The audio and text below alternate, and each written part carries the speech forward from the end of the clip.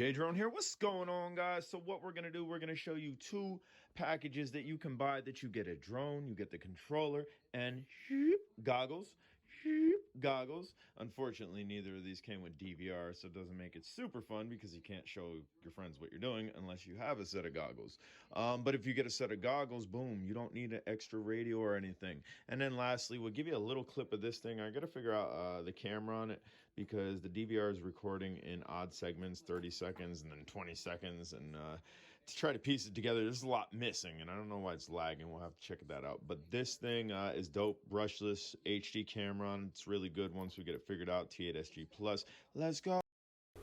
Right, so of course this is the Airjugar. You can see the front of it, it's yellow. We're gonna go ahead and cruise around in here. This thing, again, I absolutely love this thing. The other joint that I showed you with the controller and the FPV goggles we're gonna fly, I'm not so much in love with that, but this thing, I could fly this quick, I could fly it slow, we could fly it chill, and it's durable. You don't gotta worry about breaking it, especially if you're just getting into FPV. I highly recommend getting something like this, man.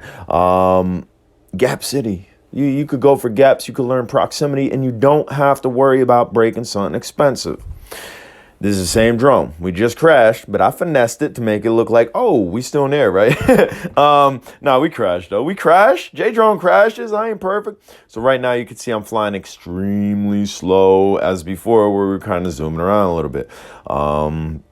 I don't complain. Yeah, I don't complain. I don't complain to be a FPV king. That makes absolutely no sense, dude. I do not pretend to be a FPV king.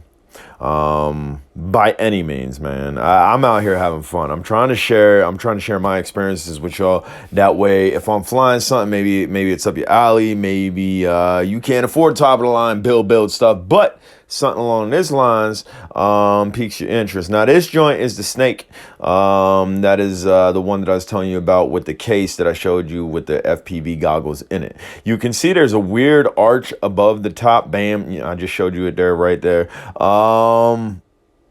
That could be fixed with a Dremel. I don't know why they have a hood on the top of the thing. I mean, it looks cool, and I mean, it's called a Snake. It kind of looks like a Cobra hood, so actually that's probably why they did it. But you can see I'm cruising around here, and again, this thing, it's a stock controller. I honestly do not care for this controller versus the other joint that was just flying. I believe it's called the Airjugar, the yellow joint. This controller was tough. Right now, what I'm trying to do, I'm trying to get my corners, because what I wanted to do, I wanted to orbit the room. I wanted to orbit myself. But you kind of got to get your fingers all in coordination with one another. And if it goes, it goes. And it'll be smooth and it'll look good. But right now, you can see it's pretty edgy, man. If I sat on this drone for the next 3 to 4 days and it was the only thing I flew, then I'd be able to finesse it. I promise you I'd be able to finesse it. There's a lot of people that cry about PIDs and whatnot. Nah, your boy's versatile. And this joint is that Arris HD.